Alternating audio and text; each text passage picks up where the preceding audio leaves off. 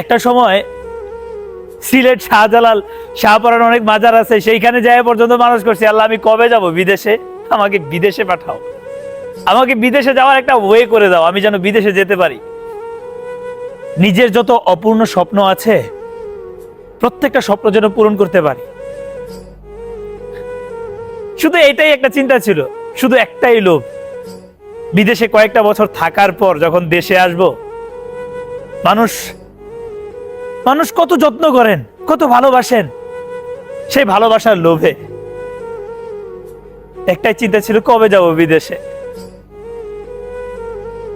এই বিদেশে যখন আমি আসি প্রত্যেকটা মানুষের মুখে শুধু একটা কথাই শুনি, উপর দিয়ে বিমান যায়, প্রত্যেকটা মানুষই বলে বেঈমান যাচ্ছে। আসলে এই কথার কোনো অর্থ খুঁজে পাইতাম না তখন।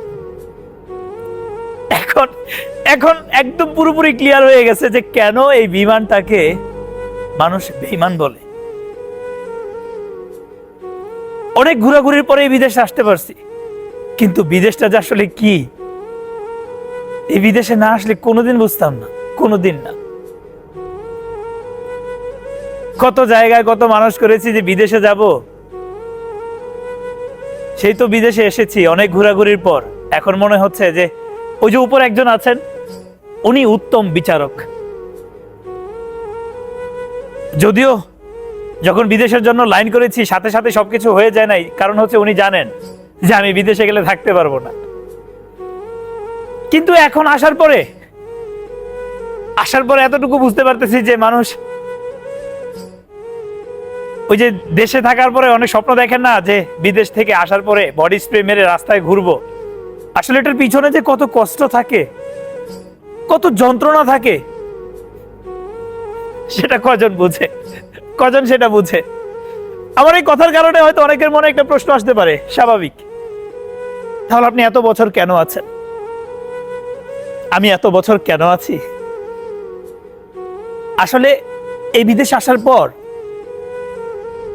নিজের রক্তের সম্পর্কের মানুষগুলোর সাথে না আর রক্তের সম্পর্কটা থাকে না, তাদের সাথে হয়ে যায় আমাদের একটা টাকার সম্পর্ক।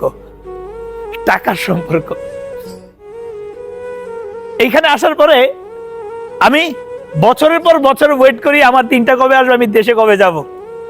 আর আমার পরিবারের মানুষ তারা হিসেব করে মাস কখন শেষ হবে আর মাসের বেতনটা কবে পাঠাবে। এখন আর দেশে যাওয়ার ইচ্ছা হয় না, বা দেশে গেলেও থাকতে ইচ্ছা হয় না। ওই যে বললাম না, বিদেশে আসার পরে রক্তের সম্পর্কের মানুষগুলো আর তাদের সাথে রক্তের সম্পর্কটা থাকে না, তাদের সাথে টাকার সম্পর্ক হয়ে যায়। অতএব একটা কথা বলতে চাই এই ভিডিওর মাধ্যমে, যারা দেশে থেকে অনেক স্বপ্ন দেখছেন, আছে ভাই বিদেশে টাকা আছে, কিন্তু টাকার পরিমাণের চেয়ে আপনার প্রিয় মানুষদের অবহেলাটা অনেক বেশি আছে, অনেক বেশি। তাই একটা কথা বলবো, মৃত্যু কামনা করেন, কখনোই বিদেশে আইসেন না, কখনো না। বিদেশ নামটা যত সহজ, আসলে বিষয়টা অনেক কঠিন। দোয়া করি প্রত্যেকটা প্রবাসী ভালো থাকুক। ভালো থাকবেন সবাই। আসসালামু আলাইকুম, আল্লাহ হাফেজ।